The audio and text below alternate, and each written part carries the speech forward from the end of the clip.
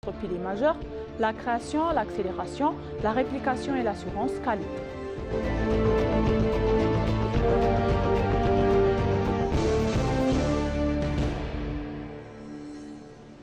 Le ministre des Affaires étrangères, Gédéon Timotheos, a affirmé que les prix des médias de l'IGAD constituent une plateforme clé pour renforcer la production de récits.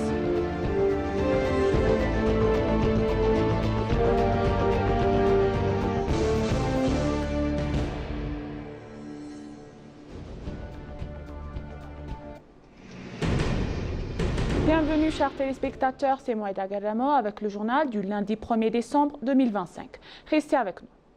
Le président Taye Asselassie a réaffirmé que la priorité donnée à une production de qualité constitue l'une des fondamentaux essentiels dans la croissance durable de l'Éthiopie. Il s'est exprimé lors de la 12e édition des prix nationaux de la qualité éthiopienne, organisée hier au Palais national en présence du ministre de l'Industrie Malakwa Lebel, du ministre d'État au commerce et à la coopération régionale Ndala Makonnen ainsi que des hauts responsables et invités. Dans son allocution, le président Taye a mis en avant les efforts continus du gouvernement pour promouvoir la qualité dans l'ensemble des secteurs économiques. Il a rappelé l'ambition du pays de devenir un acteur mondial compétitif, notamment à travers la création d'un pôle excellent africain en matière de qualité, une initiative destinée à s'asseoir de bases solides pour une production nationale de haut niveau.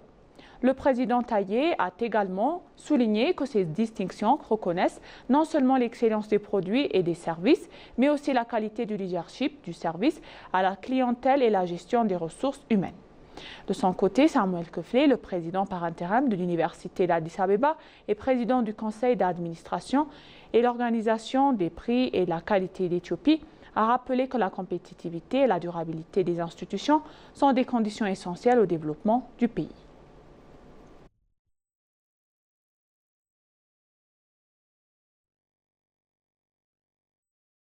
Le Premier ministre Abiy Ahmed a indiqué que l'État de Meddemel se repose sur 4 piliers majeurs: la création, l'accélération, la réplication et l'assurance de qualité. S'exprimant lors d'une session de formation destinée aux hauts cadres du Parti de la Prospérité, il a détaillé les principes qui guideront l'approche de son gouvernement. Le Premier ministre Abiy Ahmed a souligné que la création constitue la base de toute démarche qualitative. Sans forte capacité de création, il est impossible de garantir la qualité, a-t-il affirmé, rappelant que cette dernière découle directement de l'innovation continue.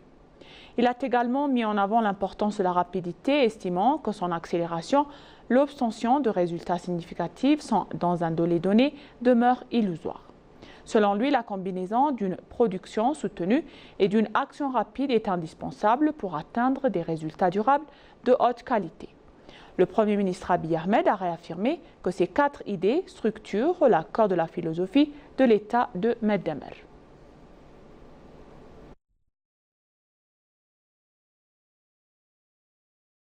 La voie de l'intégration est essentielle à la construction de l'Éthiopie, a déclaré Bik Ilaourissa, le responsable des relations publiques et internationales du Parti de la Prospérité. Dans son entretien avec Fana Podcast, le ministre a affirmé que le système démocratique que nous construisons en Éthiopie doit être un système qui émane de nous tous, pour nous tous et pour nous tous. Il a déclaré que pour que le système démocratique éthiopien soit fort et durable, il est nécessaire de s'unir. Il a ajouté que la voie de l'intégration est essentielle à la construction d'une Éthiopie inclusive, participative et solidaire. Il a expliqué que la voie survie ces 7 dernières années ne consiste pas à disperser les compétences, mais plutôt à accroître notre capacité à planifier et à mettre en œuvre des projets grâce à l'union et à l'intégration. Il a également souligné qu'encourager les citoyens à s'impliquer dans les débats pertinents renforcera la relation entre les gouvernements et le peuple. Il a souligné que la population a participé activement aux actions menées ces 7 dernières années. Par ses idées, ses contributions financières et son énergie, c'est là la voie de l'intégration.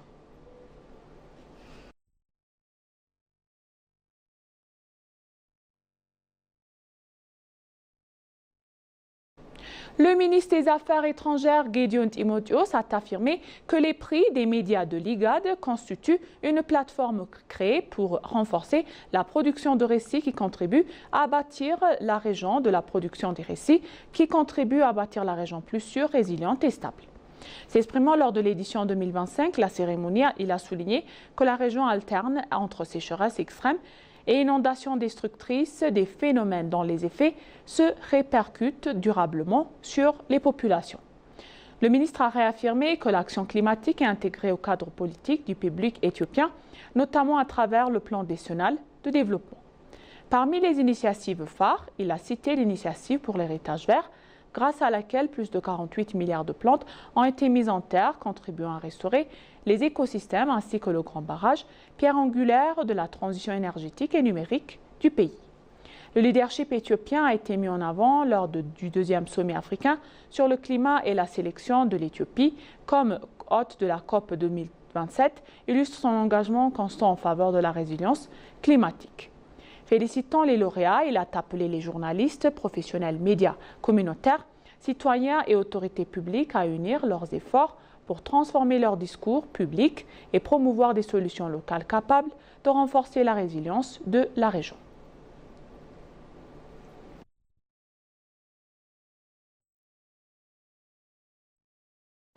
Werkneh Gebeyehu, le secrétaire exécutif de l'IGAD, a mis en avant le rôle déterminant du journalisme dans l'autonomisation des communautés et la construction des récits authentiques à l'échelle régionale lors de la cérémonie des prix des médias de l'IGAD. Il a appelé les professionnels des médias à poursuivre leur mission essentielle dans un contexte marqué par le changement climatique et les conflits afin de renforcer la résilience et la cohésion. L'édition 2025 des médias de l'IGAD Awards a distingué des travaux journalistiques remarquables provenant de toute l'Afrique de l'Est, rappelant l'importance d'un journalisme éthique et rigoureux face à des enjeux en évolution rapide. La cérémonie rehaussée par la présence du ministre éthiopien des Affaires étrangères, Gédéon Timotheos, ainsi que de responsables, journalistes et invités, a célébré l'impact de storytelling local sur la nation des narrations régionales. Dans son allocution, M. Werkneh a insisté sur les nécessités de donner la parole à ceux dont les voix sont souvent marginalisées dans une région largement décrite par des perspectives extérieures. En outre, il a souligné leur centralité dans l'avenir de la région, saluant la résilience des communautés en Somalie, au Soudan du Sud et en Éthiopie, où émergent des solutions innovantes face aux bouleversements climatiques.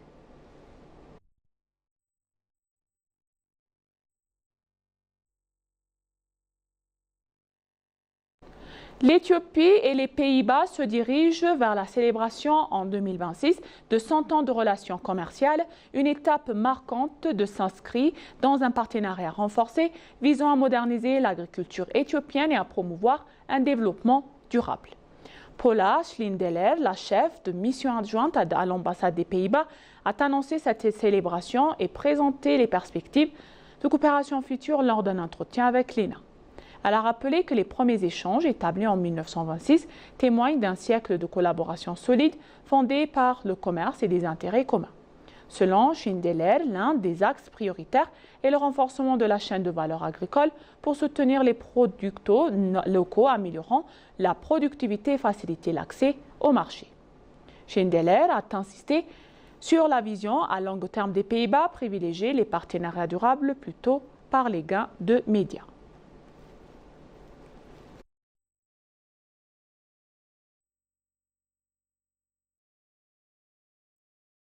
Dans une autre histoire, l'Éthiopie a intensifié ses efforts pour recouvrer sa frontière maritime perdue suite à la complot des actes illégaux par la voie pacifique et la négociation, a déclaré l'ambassadeur d'Éthiopie aux Émirats arabes unis, Jamal Bakr.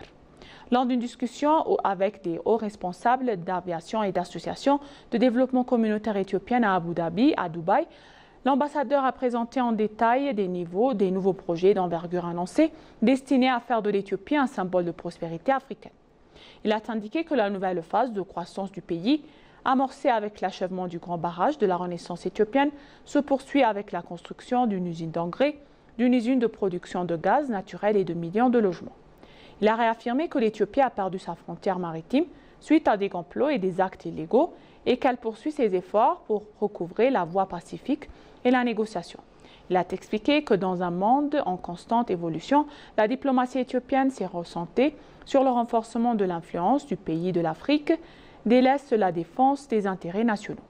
Les dirigeants de conseils communautaires éthiopiens d'Abu Dhabi et de Dubaï ont pour leur part affirmé que les Éthiopiens des Émirats arabes unis défendraient les intérêts nationaux de leur pays.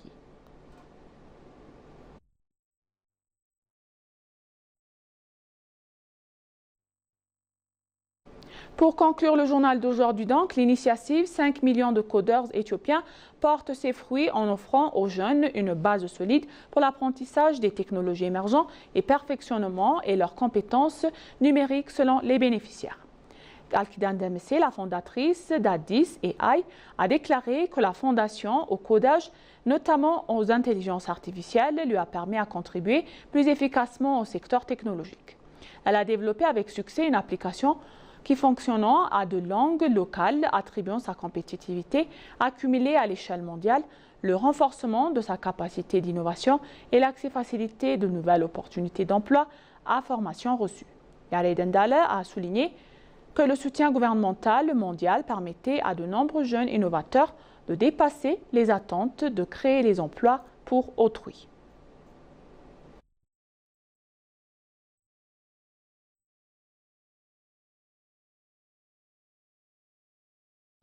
Et maintenant, chers téléspectateurs, je vous rappelle les titres principaux.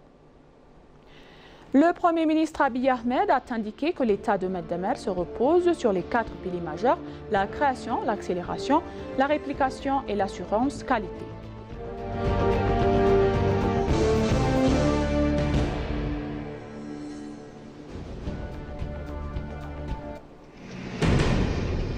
Le ministre des Affaires étrangères, Gédéon Timotheos, a affirmé que les prix de médias de l'IGAD constituent une plateforme clé pour renforcer la production de récits. Merci, chers téléspectateurs. Ainsi s'achève le journal d'aujourd'hui. C'était Maïda Garemo et je vous souhaite une bonne journée.